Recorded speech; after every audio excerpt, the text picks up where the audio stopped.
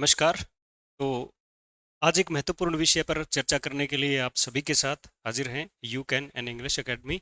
और पहली बात यह है कि पिछले कुछ दिनों में हमने देखा कि जब जब विद्यार्थी टेस्ट देते हैं या प्रैक्टिस करते हैं किसी किताब में, तो उन्हें एक सामान्य बात जो है वो बड़ी तंग करती है। एक चीज़, एक डिफरेंस जो है सामान्यतः नहीं पता लग रहा कि नहीं कई स्टूडेंट्स को, जो कि डिफरेंस क्या है, एडवर्ब, प्रपोजिशन एंड कंजक्शन। ये कुछ एक शब्द होते हैं जिनके बीच में डिफरेंस क्रिएट करना काफ़ी डिफ़िकल्ट लग रहा है विद्यार्थियों को, हालांकि है नहीं इतना डिफ़िकल्ट। तो ये मेन मुद्दा हमारा ये है कि हम कैसे डिफरेंस क्रिएट करें एक एडवर्ब के बीच में। एक एक ही वर्ड जो कि एडवर्ब भी बनता है, प्रपोजिशन भी बनता है और कंजक्शन भी बनता है। हम जिक्र करेंगे थोड़ा थोड़ा इन चीज़ों के बारे में, काफ़ी चीज़ें देखने वाली है। ठीक है, तो उससे पहले एक विशेष जानकारी आप सभी के लिए, वो ये है कि you can an English academy November month में यानी सेकंड ग्रेड की पेपर के नज़दीक आते हुए, समय को देखते हुए, हमने अभी आने वाले दिनों में 6 तारीख से, यानी नवंबर मंथ का शेड्यूल जो है हमारे कोर्स में अवेलेबल है। तो 6 तारीख से आने वाले दिनों में 6 टेस्ट होने वाले हैं और all will be the major test. सारे टेस्ट होंगे वो मेजर टेस्ट होंगे। मेजर टेस्ट होने का मतलब ये है कि अब क्या करेंगे आप सभी जानेंगे कि पूरे 150 क्वेश्चन मिले हमें इंग्लिश के, 100 क्वेश्चन मिले जीके के। हम क्या जो है इम्प्रूवमेंट कर सकते हैं, कहाँ कमी रह रही है। यानी पहले 6 टेस्ट दीजिए, तीन तीन टेस्ट इंग्लिश और जीके के दीजिए, और जो कमियां रह रही है उनको पूर्ण करने का, सही करने का प्रयास करें। आप अच्छे स्कोर तक पहुंच सकते हो। क्या फ़ायदा होगा इतने लंबे समय तक मैथ मेजर टेस्ट चलाने से? क्या फ़ायदा मिलेगा? हमारा सबसे बड़ा टाइम जो में फ़ायदा होता है वो होता है सभी टॉपिक्स को कंसल्ट करते हुए टाइम को मैनेज करना। जब विद्यार्थी फर्स्ट ग्रेड के पेपर से वापस आए, तो आकर उन्होंने एक बात सोचने को मिली कि टाइम मैनेजमेंट जो है 150 क्वेश्चन का और 75 क्वेश्चन का हम नहीं कर पाए समय को देखते हुए। आने वाले समय में देख लेना 250 क्वेश्चन, सॉरी 150 क्वेश्चन और 2.5 घंटे का समय, काफ़ी जो है वो समय, बिल्कुल ये नहीं, मैं ये नहीं कहूँगा कि बहुत ज़्यादा या बहुत कम है, लेकिन जिन्होंने प्रॉपर प्लानिंग को फॉलो नहीं किया उनके लिए काफ़ी मुशक्क़त भरे कार्य हो सकता है। So you all are invited. आप सभी जो है आइए और टेस्ट दीजिए, ऑफलाइन ऑनलाइन दोनों तरह से टेस्ट दीजिए, लेकिन होंगे मेजर टेस्ट। और मेजर टेस्ट का फ़ायदा इस तरह से लेना है, आपने प्रीवियस तैयारी को देखना है। पेपर में प्रीवियस तैयारी काम आती है, जो पहले करी होती है ना। आप उनको देखिए और अपने आप को परफॉर्म करता हुआ देखिए कि हमने क्या परफॉर्म करना है, कितना देखना है, क्या जो है इम्प्रूवमेंट इस एक महीने से, 1 महीने 10 दिन में हो सकती है। कम नहीं है समय। जिनका सिलेबस पूरा हो चुका है वो अभी बहुत अच्छी तरीके से तैयारी कर सकते हैं। तो let us consult about the topic, that is to say difference between. सबसे पहले देखेंगे डिफरेंस बिटवीन एडवर्ब। एक वर्ड है एडवर्ब, एक वर्ड है प्रपोजिशन, ठीक है, और तीसरा वर्ड जो है वो है कंजंक्शन। ठीक है, हम इनको डिटेल में वैसे नहीं करवाने वाले जैसे आप सोच रहे हो, किस तरह ऐसे हो जाए, वो बात नहीं है। देखिए, ठीक है, एडवर्ब क्या होता है? एडवर्ब जो होता है वो एक क्वालिफायर होता है। क्वालिफायर होता है जो किसको क्वालिफाई करता है? एक जो है वो वर्ब को, एडजेक्टिव को और एडवर्ब को, और सेंटेंस को भी करता है। वैसे हमने क्लासरूम में बहुत डिटेल से पढ़ा है। सेंटेंस को करता है, प्रपोजिशनल फ्रेज को करता है, नाउन क्लोज को करता है, नाउन नाउन को करता है। इस तरह से काफ़ी लंबी लिस्ट है इसकी, लेकिन मन सामान्यतः ये तीन है। दूसरा, प्रपोजिशन जो है वो रिलेशन बताता है। ठीक है, प्रपोजिशन जो है रिलेशन बताता है किसका? सेंटेंस के, सेंटेंस के साथ यहां पर प्रपोजिशन प्रयोग होगा किसके? एक नाउन फ्रेज कह सकते हैं और एक नाउन और प्रोनाउन कह सकते हैं। नाउन या प्रोनाउन को सेंटेंस से कनेक्ट करने वाला, संबंध बताने वाला, संबंध बोधक शब्द होता है प्रपोजिशन। उसके बाद कंजक्शन जो होता है वो कनेक्टिव होता है। कनेक्टिव होता है, जोड़ता है किसको? यहां वर्ब प्लस में कंजंक्शन प्लस में यहां वर्ब। ठीक है, और हमने प्रीवियस वीडियोस में बात करी है ये दो वर्ब कौन सी होगी, जो 27 वर्ब बताई है हमने, उनमें से होने वाली है। यहां पर कई सारे शब्द आते हैं। सबसे पहले हम इन दोनों की बात करते हैं। सबसे पहले इन दोनों की बात करते हैं और इन दोनों में हम ये देखते हैं कि किस तरह से परिस्थितियां हमारे जो है वो ऑपोजिट हो सकती है पेपर के अंदर। जैसे एक शब्द आता है इन,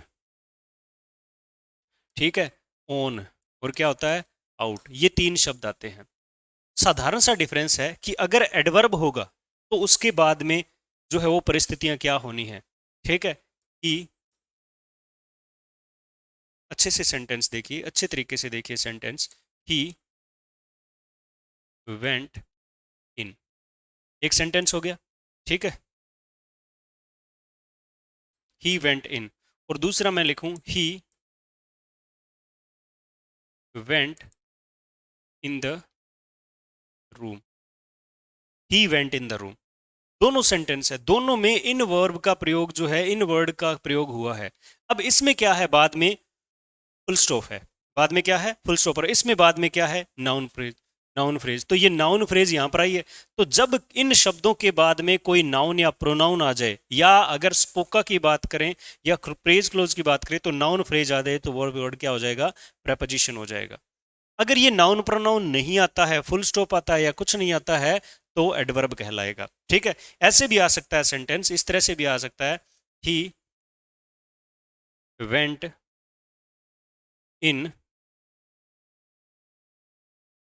एंड केम आउट, ये सेंटेंस आ गया। तो यहां पर ये इन है क्या, तो इन के बाद में कोई शब्द आ तो रहा है, कोई शब्द आ तो रहा है, लेकिन ये नाउन प्रोनाउन नहीं है, तो वंस अगेन ये क्या है, एडवर्ब है। तीसरा देखिए, ही वेंट इन पासली,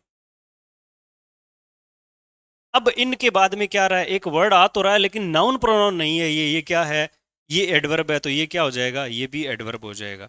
लेकिन आया क्या, आया क्या, यहां पर एक नाउन आया है, नाउन आया है, तो ये क्या बन गया, प्रपोजिशन। अब ये शब्द कंजक्शन की श्रेणी में नहीं आता, ठीक है, ये दो ही बनेगा उसके बाद, ठीक है। ही इज, ही इज, ठीक है, he is waiting, he went out करते हैं, he went out, he went out, इसमें वेंट के बाद में क्या आया, फुल स्टॉप आया, कुछ नहीं आया, ठीक है। He went out of the, out of the house. अब ये देखे, आउट ऑफ द सिटी कर लो, सिटी कर लिया, तो ये क्या हुआ, आउट आउटवर्ड हो गया, ये थोड़ा सा मिस्टेक, एक minute. He went out, he went out, यहां पर एडवर्ब ही है, यहां पर क्या है, एडवर्ब ही है। इसी तरह से ऑन आ गया, ही वेंट ऑन, हम ये कह सकते हैं, he went on, he went on, he went on जो क्या है, एडवर्ब है, और he went on the, on the roof. अब ये रूफ वर्ड क्या है, ये आगे क्या आ रहा है, एक नाउन, नाउन फ्रेज आ रही है, इसका मतलब ये ऑन क्या हो जाएगा, ऑन क्या हो जाएगा, preposition.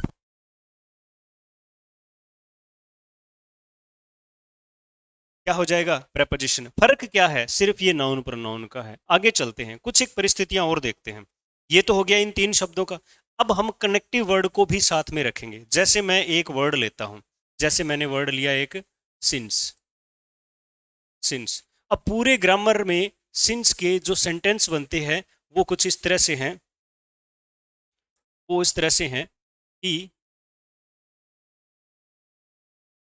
hasn't arrived since,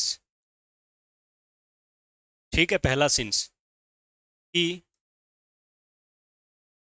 has been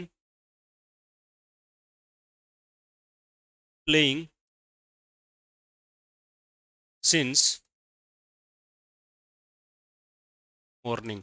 तीसरा लिखा, I came here since you told me। चौथा, it is 2 years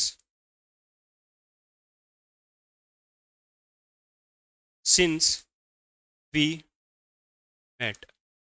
फिर लिखेंगे, he has, he has, he has not come back since he left। पूरे इंग्लिश ग्रामर के अंदर अगर हम बात करें कि मोस्टली रेनन मार्टिन की बात करें, तो यही सारी कहानियां सिंस से रिलेटेड बनी हुई है। ठीक है, यही सारी कहानियां सिंस से रिलेटेड है। अब पहला देखिए, ही एजेंट अराइव्ड सिंस, इसमें सिंस के बाद में क्या है, कुछ नहीं है, फुल स्टॉप है, यानी नाउन प्रोनाउन नहीं है, ये बनेगा एडीवी, एडवर्ब बनेगा। क्या बनेगा? एडवर्ब बनेगा। Since morning, since Sunday, since Monday, इस तरह के वर्ड आ जाए तो ये बाद में वर्ड क्या रहा है, नाउन प्रोनाउन आ रहा है, तो सिन क्या हो जाता है, प्रेपोजिशन हो जाता है। सिंस क्या हो जाएगा, प्रेपोजिशन हो जाएगा। इसके बाद में देखिए, ये कम वर्ब है और ये काल वर्ब है, कोल वर्ब है, तो ये दोनों तरफ वर्ब आ रही है, तो ये क्या होगा, कंजंक्शन होगा। क्या होगा, कंजंक्शन होगा। उसके बाद इट इज वर्ब आ रही है और मैट वर्ब आ रही है, दो वर्ब आ रही है, तो ये सिंस क्या होगा, कंजंक्शन होगा। क्या होगा, कंजंक्शन होगा। उसके बाद में हैज वर्ब आ रही है और लेफ्ट वर्ब आ रही है, दोनों वर्ब आ रही है, तो सिंस क्या होगा, वंस अगेन कंजंक्शन होगा। अब तीन तीन मैंने कंजक्शन क्यों लिखे, ये पेपर में प्रश्न आते रहते हैं, पेपर के अंदर ये प्रश्न आते हैं, और इसके अंदर आप अगर देख पाओ तो इसके अंदर सबसे पहले जो कंजक्शन दिया है ये सबऑर्डिनेटिंग कंजक्शन ऑफ रीजन कह सकते हैं, रीजन बताया है, कारण बताया है, ये वाली बात कह सकते हो। ठीक है, क्या बताए थे, ठीक है। और दूसरी बात, मैंने ये किया क्योंकि तुमने मुझे कहा, सिंस यू आस्क्ड, क्योंकि तुमने मुझे बुलाया था, मैं यहां पे आया क्योंकि तुमने मुझे बुलाया था, इस सेंस में सिंस यूज हुआ है। अगर टाइम यूज होगा, बाकी दोनों किससे रिलेटेड है, टाइम से रिलेटेड है। किससे रिलेटेड है, टाइम से रिलेटेड है। तो टाइम से रिलेटेड एफटी वुड के पेज नंबर 94 पर हम कर देंगे, नीले और व्हाइट वाले कवर वाली किताब है ना, उसमें 94 वाले पेज है, उस पे ये दोनों सेंटेंस दिए हुए हैं। हमेशा ख्याल रखें कि सिंस के बाद वाली वर्ब हमेशा वर्ब की सेकंड फॉर्म होगी। क्या होगी, वर्ब की सेकंड फॉर्म होगी। इधर दो वर्ब आ सकती है, इज और हैज थर्ड फॉर्म, ये दो वर्ब आ सकती है। इनमें दोनों में फर्क क्या है, इज कब आएगा, जब यहां पर टाइम आ जाए, जब ये टाइम प्रोड्यूस हो रहा हो, यहां पर टाइम इंट्रोड्यूस हो रहा हो, तो इज लगा देंगे, अदरवाइज हैज थर्ड लगा देंगे। ये सारे सेंटेंस सिंस के हैं, सारे सेंटेंस किसके हैं, सिंस के हैं। और इसी तरह से हमें आगे बढ़ते रहना है। यहां देखिए, एडवर्ब, यहां प्रपोजिशन, और तीनों में कंजक्शन। कंजक्शन तीन क्यों, ये कारण को बता रहा है, ये दोनों टाइम को बता रहे हैं। टाइम को बता रहे हैं तो दो वर्ब, बाद में क्या आएगी, वर्ब की सेकंड फॉर्म। इधर दो, इज और दूसरा has have third. Has have third कब आएगा, जब टाइम नहीं हो, यहां पर टाइम हो तो इज लगा दो। समझे कहानी, इस तरह से इसको आगे चलेंगे। नेक्स्ट जो है हम करते हैं, बिफोर वर्ड को करते हैं। बिफोर हो गया, ठीक है, आफ्टर हो गया, इन वर्ड्स को हम देखते हैं। ठीक है, जैसे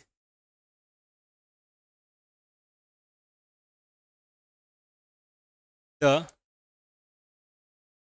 पुराना सेंटेंस लिख रहा हूं, the train had left before we arrived. Before we arrived, ये सेंटेंस पुराना है, ट्रेडिशनल चलता आ रहा है, एग्जाम्स में भी आता है। और यहां पर देखिए जरा, इसमें यहां पर बिफोर शब्द का प्रयोग जरूर हुआ है, और इसके साथ जो है वो पहले क्या है, हैड वर्ब आ रही है, और अराइव्ड दो वर्ब आ रही है। ये फंक्शन करेगा कंजंक्शन का, टाइम का, कंजंक्शन टाइम। ठीक है, दूसरे, आई केम बिफोर